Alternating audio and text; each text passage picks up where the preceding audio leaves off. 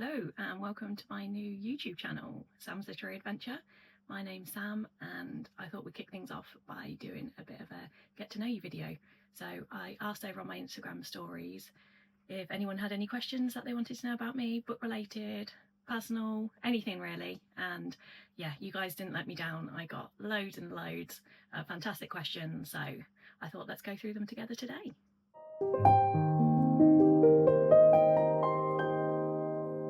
Okay, so unsurprisingly, with me being a book account, I had a few duplicate questions, and one of the ones that came up the most was what got you into reading and first book loves. So from when I was a kid, I was always into reading, to be honest. Like my nose was always in the book.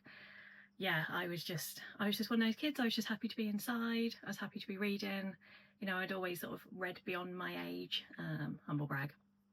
But yeah, as long as I can remember, I've always loved reading. And I started out with Jacqueline Wilson books, as I'm sure a lot of females my age did. You know, we had Tracy Beaker, The Illustrated Mum, The Suitcase Kid. I love them. I had some really, really beat up paperbacks of them. I sort of cared less about books then than I do now. I would never break a spine now. But yeah, they used to go everywhere with me.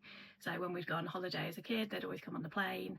Yeah, so they were probably my first loves, and I still love them now. I reread the Girls series very recently, you know, Girls in Love, because Jacqueline Wilson did Think Again, which is obviously her adult series linked to that. So yeah, that was my first love, definitely. And then I guess like everyone, we've all been on a little bit of a journey. So I probably read less when I was a teenager. Definitely read less when I was at college and university because there was lots of other things to be doing. Didn't really have time for reading, but when I got back from uni, I got into reading again. Me and my best friend did, and we started reading the Sookie Stackhouse novels. Yeah, they were really good, really good, and I would like to reread them at some point because yeah, they're great. The True Blood books. So yeah, I'd say that's when I got back into reading properly. And then throughout the years, it kind of came and went. I got quite busy with work, and so had less time to read, you know, as I was studying as part of my job. And yeah, life gets in the way sometimes, doesn't it? But then as time's gone on, I've sort of carved out a little bit more time to read, and it's probably familiar to a lot of us, but in 2023 I got back into reading with ACOTAR. My friend said to me, oh, you should read this book, it's really good. And then, you know, here we are. It's kind of escalated from that point, and I've not stopped reading since then. So yeah, that's a really brief outline of my journey. We'd be here for hours if I told you about all the books I'd like to read. Okay, so the next question comes from my friend Sarah, and she said, what's your all-time favourite series and your favourite standalone? So it'll probably come as no surprise that my all-time favourite series is Throne of Glass. I talk about that all the time. I just love it. I love everything about it. Just the world, the characters, the story. Yeah, that really has a piece of my heart. So definitely Throne of Glass for my favourite series. And then favourite standalone's a really tricky one because I've read a lot of excellent standalones, but I'm probably going to say The Hobbit. Sort of a standalone, right? Because it's a prequel to Lord of the Rings. I don't know if I'm cheating things here a bit, but yeah, I love The Hobbit. It's one of my favourite books. It's fantastic. It's such a fantastic book. I think sometimes it can be overlooked a little bit compared to Lord of the Rings. And to be honest, I haven't actually read Lord of the Rings. I tried to read the first one and struggled quite a lot. It is on my list to read someday, but yeah, I've read The Hobbit a couple of times now, and I do really love it. It's such a good little story, so if you haven't read that, I definitely recommend. The next question comes from my friend Steph, and she said, favourite book character ever, and why is it obviously Gandalf? Now, Steph's obviously a bit biased as she is unofficial Yorkshire Gandalf, but I guess it's kind of linked to the same world anyway, so it's not Gandalf, but I am going to say Bilbo Baggins, and it links back to The Hobbit because I do really relate to Bilbo Baggins. You know, he wants to sit at home in comfort, feet up, book in the hand, in peace, and his world gets turned upside down when a shitload of dwarves and a wizard turn up at his door and ask him for an adventure. And I really relate to that because I would much rather be at home than out on an adventure. However, I feel like he has such good character development because he learns a lot about himself, he makes amazing friends, and yeah, he goes from wanting to sit at home and not see the world to seeing so much of the world and finding his bravery. And I just think there's a lot to be said for that. And yeah, sometimes I wish that I could be a bit more Bilbo Baggins at times. So yeah, I think he's definitely one of my favourite characters for sure. I also really do like Nesta from ACOTAR. I know that's a little bit controversial, but yeah, personally I love Nesta. Okay, so Jess has asked, any other hobbies, loves other than books? So yeah, I like to do anything crafty really. So cross stitch, I really enjoy doing cross stitch. My husband actually taught me how to do cross stitch, which is super cute because he cross stitched me a really big piece when he was away in Afghanistan years and years ago, and he wanted to do it as a surprise for me. So yeah, he actually taught me how to cross stitch, and yeah, it's something that I've kind of done over the past probably 8 or 9 years, something like that. But I've run out of places to put them at the moment. So yeah, I haven't cross stitched as much recently, but that's something that really makes me calm, brings me a lot of joy. And then the other thing I like to do that's crafty is make wooden models and book nooks. Yeah, book nooks, they can be fiddly, but I do find them really fun as well. I mean, don't get me wrong, sometimes I am really cursing them as I'm trying to fit two little pieces together that don't want to fit no matter what you're doing. But yeah, book nooks and little wooden models, so like little shops. I've made a magic shop, I've made a little post office, and you know, it's quite fun. You put in all these tiny little pieces on tiny little shelves with your tweezers, and yeah, I stick an audiobook on in the background, and yeah, I love it. I love it. But again, I'm at the point where I've kind of run out of room to store them. So yeah, I would like to make some more, but hopefully when we move and I've got some new shelves, then yeah, I could get into making book nooks again. And over the past year, I've got into fitness and going to the gym. So I got a personal trainer about a year ago now, and I've been seeing him every week for the past year. And I've been on a real journey with that, and it's really helped me get to where I want to be. So yeah, that's become an important part of my life as well. So the next two questions are linked, and they're from Jen and Tash, and it's how many physical books do you own and how many books do you have on your TBR? Now, I've kind of been avoiding this question because I didn't want to think about it, especially the physical TBR element, but I did go and count them, especially for you guys. So total books that I own, I've got written down here, is 577, and that includes all my special editions, includes all my classics, my paperbacks, books from when I was a child. You know, I've still got some of my fairy tale books, my Narnia books. That's literally every single book I own. That's all my proofs as well. So that's 577. And then I had the unfortunate job of counting up my physical TBR, and that is 328. And I'm so ashamed of myself because it's just got so out of control. And I keep saying to myself, well, buying books and reading books is two different hobbies. But yeah, that number's quite scary because I think even if I read 100 books a year, it's going to take me 3 years to get through them. And that's without even buying any new books. So yeah, that's a thing. So yeah, quite a lot to be getting on with there, which is why I kind of want to get my arcs down at the moment so I can concentrate on my physical TBR. And there's probably going to be quite a lot that I DNF, to be honest. You know, there's some on my shelves that I'm probably not going to love, and I think that's realistic. You know, we can't love every book we read. So I have got a rule that if I'm not enjoying it by 30% or around 100 pages, then I will DNF it. So yeah, watch your space, and hopefully I can start to get that number down a bit. So the next question comes from Hannah, and this is pineapple on pizza, yes or no? I don't really feel strongly either way, to be honest, but I'm probably going to go with no because I'm a vegetarian, and for me it's ham and pineapple, isn't it? And I'm not going to eat the ham, so yeah, I'm probably not against it maybe on a veggie pizza, but yeah, I'm going to say no, I think, to that one. Okay, so the next question is fave books of 2025 so far. Now, this is quite hard because 2025 has been a brilliant reading year. I started off quite strong in January with Quicksilver, which I loved. And to be honest, I kind of been putting it off because I felt like it was really overhyped. You know, a few of my friends have said, you must read it, you must read it. And I was like, oh, I don't know if I'm going to enjoy it. I feel like it's very overhyped. And then I read it as part of a book club in January and I loved it. I really loved it. I was surprised by how much I did because it's quite a long book as well, but it didn't feel that way at all. I absolutely flew through it. Loved Kingfisher, loved Carrion. So yeah, I'm going to say Quicksilver is one. I recently read his Faces the Sun. I received an early copy of that. That's really good. An excellent high fantasy YA book, like The Mummy Meets Game of Thrones. Really enjoyed that. So I've just realised, oh no, it's okay. I was going to say, is it top 5? Because there might be more than that, but no, we've got no limits. That's fine. I'm just trying to think what else I read. The Night and the Moth. So yeah, Rachel Gillick's one of my auto-buy authors. I read that in May when that came out. Loved that. Bury Our Bones in the Midnight Soil. That was a real surprise for me. I thought I'd like it, but I didn't think I would like it as much as I did. Yeah, I know it's not for everyone. It is quite long. You know, it takes a bit of a while to get into it, but the payoff's amazing when you get there. So yeah, I really like that. Phantasm by Harley Beck is another one. That's a dark romance book. And again, I was quite surprised by that one because I didn't go into it expecting much, but I did really, really enjoy it when I was into it. So yeah, that's kind of on the dark romance side. I'm trying to think. I've read 60 books already this year. My mind's drawing a blank now on all that I've read. But yeah, I'd say they're probably my standout ones as I'm thinking about them right now. And I would say the Wicked Game series, Phantasma and Enchantra.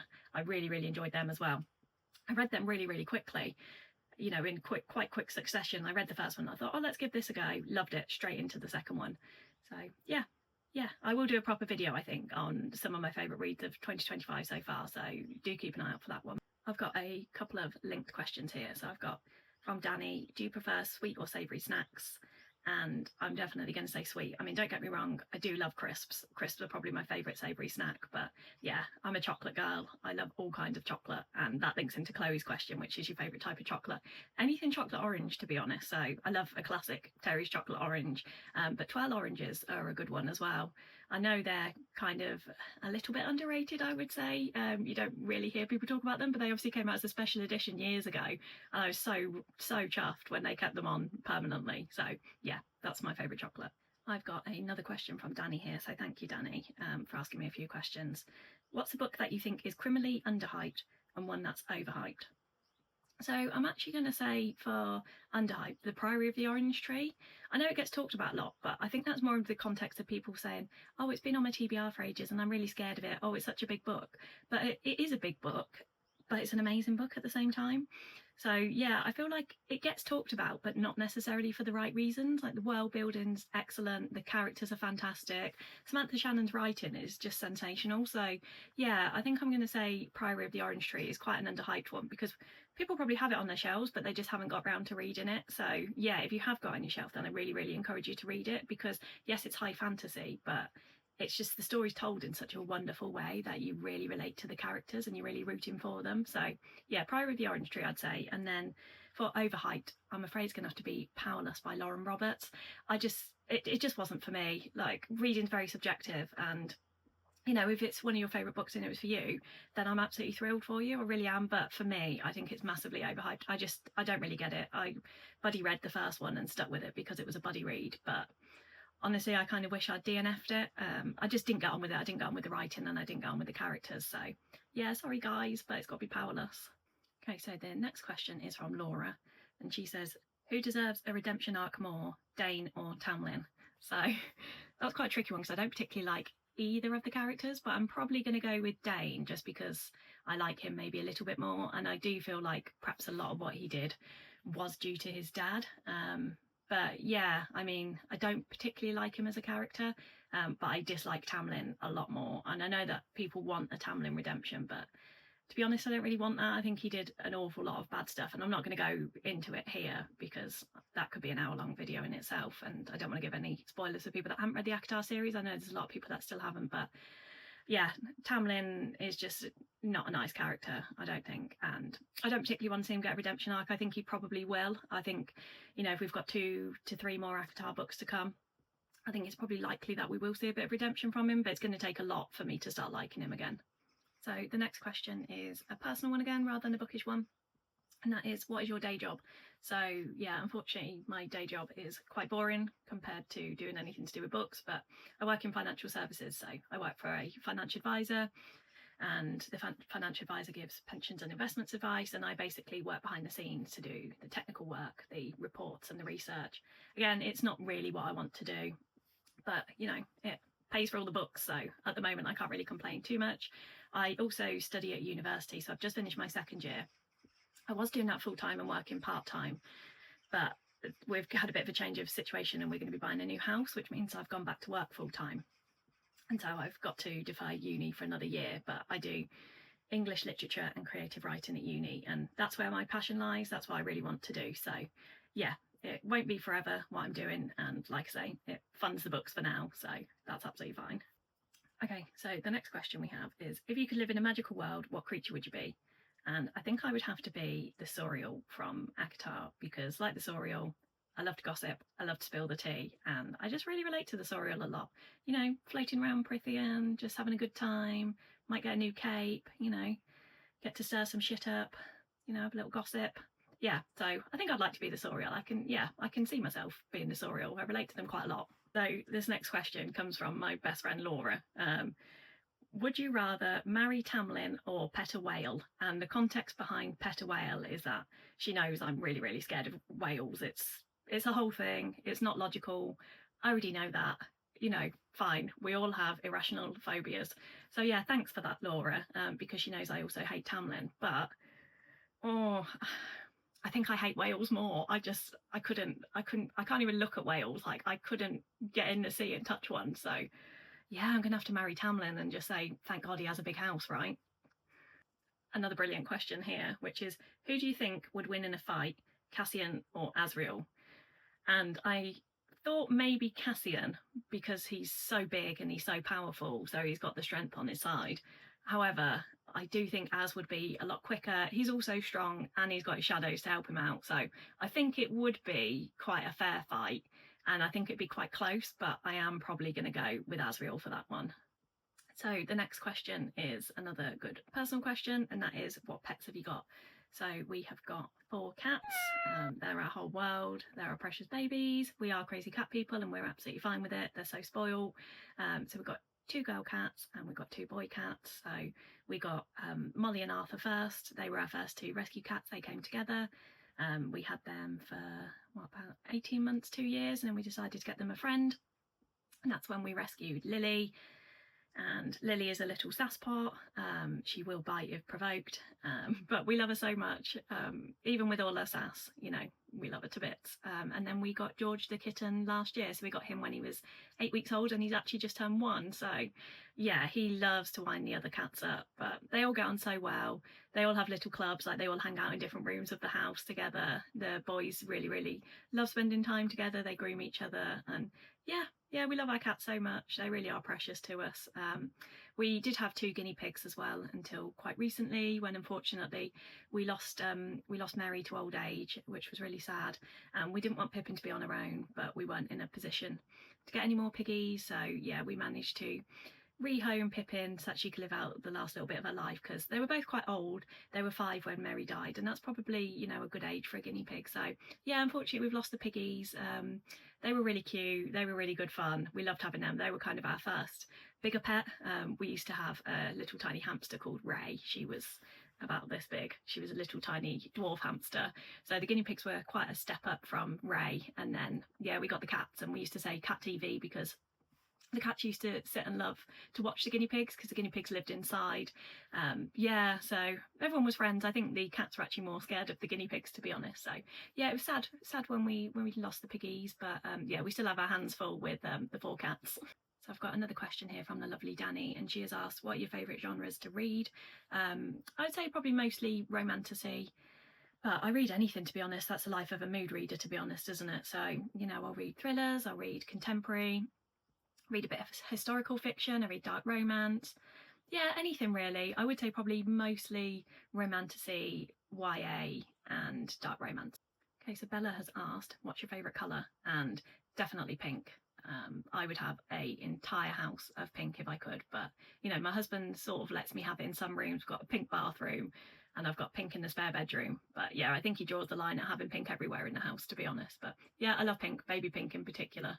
It's got another bookish question here from Tash, and she has asked top 5 favourite series. And this is really hard because I do have a lot of favourite series, but I'd say my top 5, probably in no particular order: Throne of Glass, as I've already said, that's my #1 series. Once Upon a Broken Heart, I was thinking Caraval, but to be honest, I think there is better series that I've read than Caraval, but I do love Once Upon a Broken Heart. Shepherd King duology, again, as I've already mentioned, Rachel Gillig's one of my auto-buy authors. That was an easy 5-star series for me. Letters of Enchantments, that's Divine Rivals and Ruthless Vows. That's another series that has my entire heart. I've probably got the most special editions of that series. I think I've got, I'm just looking now, 1, 2, 3, I've got 4 sets of that, and if I could ever get the Fairy Loot set, then I definitely would. So yeah, that's one of my desperately in search of, but I'm just not prepared to pay £100 plus for the series. So, you know, maybe one day I'll find them for a reasonable price. And then I am going to say Belladonna for my last one, because I read that last year and I loved all the books. I really did. I did all 3 on Audible. Yeah, I'm sure I did all 3 on audio, and the audiobooks were fantastic. And yeah, I just love the series. I love the gothic vibes, I love the characters. So yeah, I'm going to say Belladonna, but there's loads and loads of other series that I love as well, but they're my top 5 for the moment. So Jen has asked, if you could be handed a free plane ticket tomorrow, what destination would be on it? I don't know. Oh, that's a great question, isn't it? I think I'm probably going to say New Zealand.